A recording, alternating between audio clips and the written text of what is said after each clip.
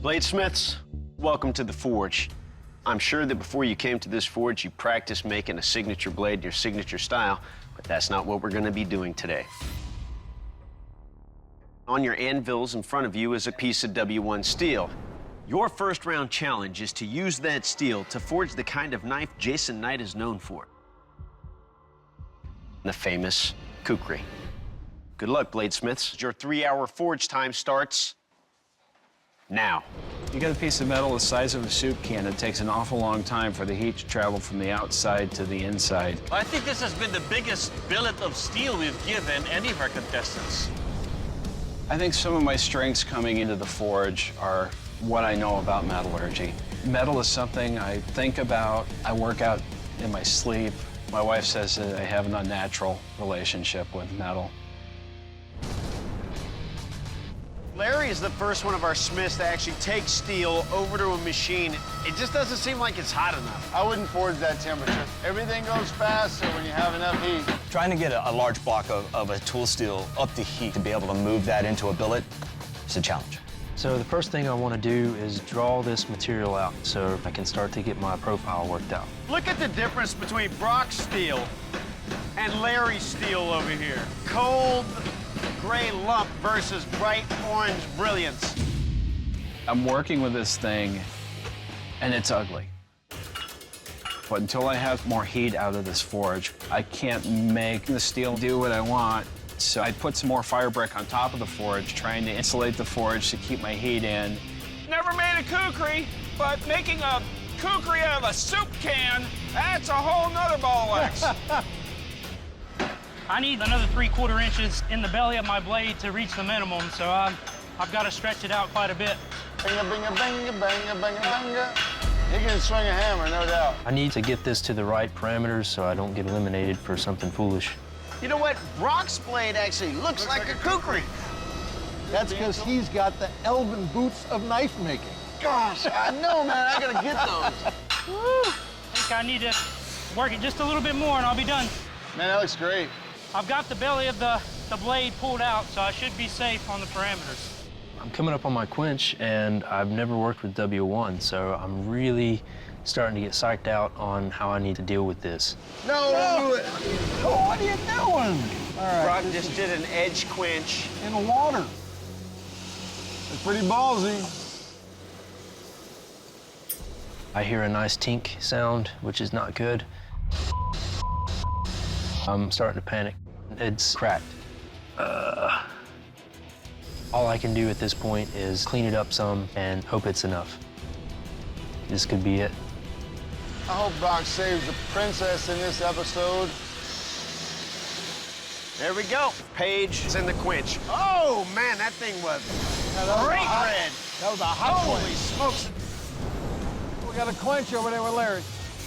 10, 9, 8, 7, 6, 5, 4, 3, 2, 1. Bladesmith, shut down your machines. Your forging time is over. This is the strength test. I'll be testing the strength and durability of your edges by chopping into these trees 3 times. This is not about what your blades do to these trees. It's about what the trees do to your blades. A palm tree is not easy to chop through on the best of days. It's designed to roll an edge. Larry, you ready? Always ready. And that's why I made an edge that would be able to handle a problem like these palm trees.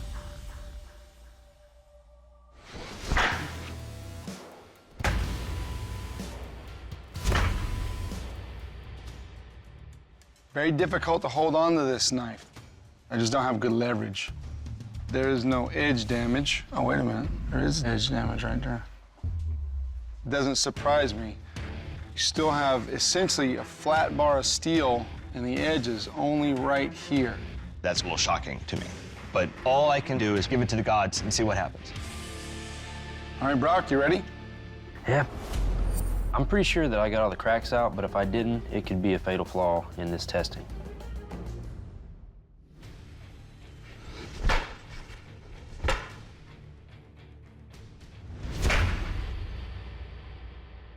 Brock, I like the way you got rid of the cracks. I'm impressed that you were able to pull that off. It's thin enough to cut, it's sharp.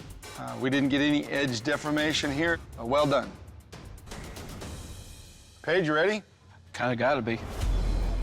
I'm feeling all sorts of nervous because I didn't have time to put what I consider a good edge on the blade.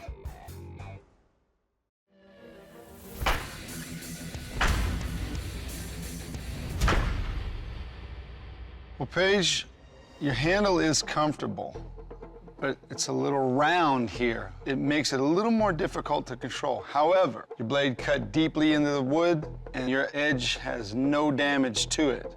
Well done. I'm doing good, but there's still a rope. Next up is the sharpness test, and for that, I'll be turning you over to Doug. To test the edge retention of your weapon, I will try to cut through this 2-inch rope by slashing it up to 3 times. Seeing my blade in Doug's hand makes me happy. He's a fellow martial artist, and I was kind of waiting for that moment.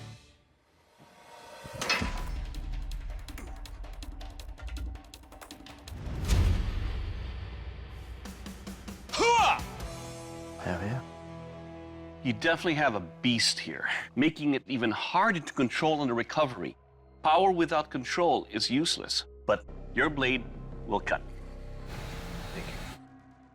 Brock, you're next. Ready? I'm a bit nervous at this point because my edge is probably not as refined as my competitors.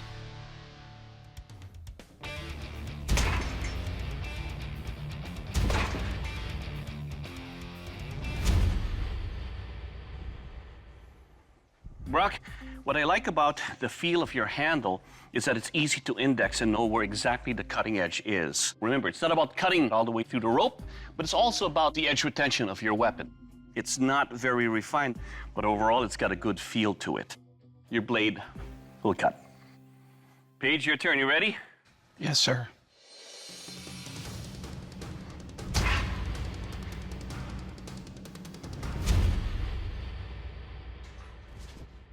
Well, Paige, your handle feels comfortable in the hand. Your blade is actually light and balanced, so it's easy in the recovery. Your blade is sharp enough to cut. Good job.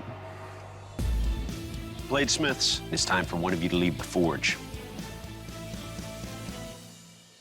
Larry, your blade did not make the cut. Larry, your handle is very large, and it made for an unwieldy feel while using your blade. But in the end, your blade was the only one that developed any kind of edge damage. That's why we're letting you go. Well, Larry, please surrender your weapon. I feel it was an extremely close competition. I made a beast of a blade for a Viking of a person. I definitely achieved the goal of putting myself out there and challenging myself. Life without challenge is boring. If we don't rise up and meet life, then we're not living.